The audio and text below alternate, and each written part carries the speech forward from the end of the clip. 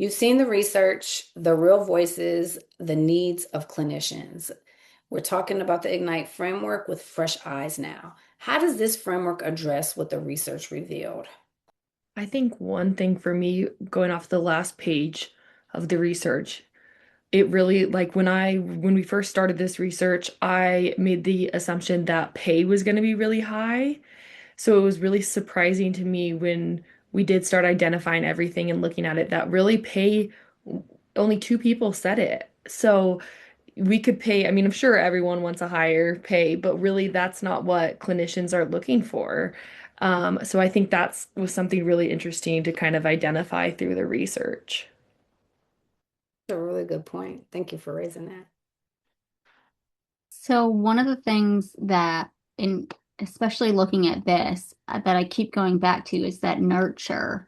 Every time I've seen it, I'm drawn to that nurture, and I feel like that is a big thing that I think is missing is your um, organizations nurturing the people that are providing the services for you. And I think that research shows that that's really what we're wanting. We want that.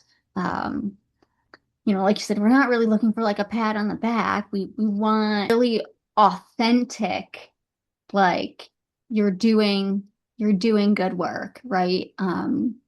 So that keeps coming back for me is that nurture, and I wonder if maybe it comes back to me because it feels like that's what's lacking for me. Uh, Mm, yeah, I love that. yeah. And I think nurture, I mean, all of these are at the heart of it all. But when we think about clinicians for connection, that's on purpose because one of the things we know is that we need connection. And a lot of times we think that that's only germane to our personal lives, but it is innate across all aspects of life. We need connection. And in a workplace, we need it, especially in healthcare, right? Because we're constantly moving and grooving and helping people and having connection not only with the patients, with your colleagues, with the administrative, clerical, ancillary staff, having connection with the leaders can really make a difference in a system and on a team and on an individual level. So I love because to me, when I think of nurture, I think of that connection, and that's how you're going to be able to facilitate nurture. So when our research identified workload distribution as a critical system level need that lies within the transform phase, identifying and acting on opportunities for systemic improvement. That is one of the connections. Also, recognition and appreciation. I think that was mentioned, and even thinking about like that's not necessarily like pay, but research shows that like managers account for the variance of up to 70% of employee engagement. Not tied to metrics, it's not tied to pay or policies. It's tied to leadership and management, which also leans into that nurture phase. I was just gonna say transform. Like that one stood out to me along with nurture. Just because I've been for the YouTube topics, I've been reading a lot about transformational leadership, and I just think the importance of like you don't have to stay stuck in a bad culture. Like if I think it's so important to know that like even if things are bad, that there is always the opportunity to change and to have that transformational leadership. And I think also tying in like all those things like for me, I guess I was looking at it almost like in order. I don't know if it's like supposed to be like that. But just like knowing that you have to use all those things to be able to like transform the culture and then eventually like not just change, but then embrace the change. Love that. Yes. Oh my God, I could not said that better myself. Because that's exactly where I was tying it up in a bow, Jaden.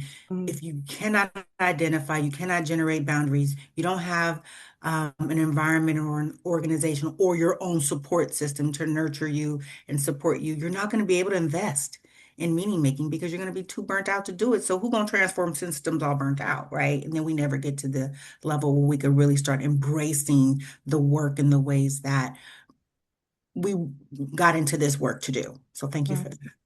And I love it too because I had in my talking points to really go through like we didn't do this in a vacuum. It's really important to note that each phase can build on the last, but it may not be experienced in a linear manner, right? Depending on where you are, what you're experiencing. So the important thing to note is that each phase supports both individual, team, and systemic awareness and reflection. So when you start by identifying where you are and then generate new possibilities, nurture relationships that can sustain change, you can invest in meaning making, transform systems, and embrace sustainable integration. So thank you. You brought that right right to where we need to be. All right. So we're not leaving you just with theory. We're going to dive into more in more depth with upcoming videos. And so just know like this again, as Raquel mentioned, is like a high overview. And we also are really honored to have this presentation available as a group because I think it's so much richer when we can engage and we can ask questions and kind of bring in and sprinkle in our experience. So thank you everyone for like just openly participating. There are 4 different QR codes, and what it does is it gives you opportunity to really learn more about what we're doing. It gives you an opportunity to stay connected. So we've covered a lot, the reality of burnout, the research findings about what clinicians need, and an introduction to the Ignite framework. And so you may be wondering like, hey, what do I do next? And so that is why we put this slide up so that you can have some concrete next steps.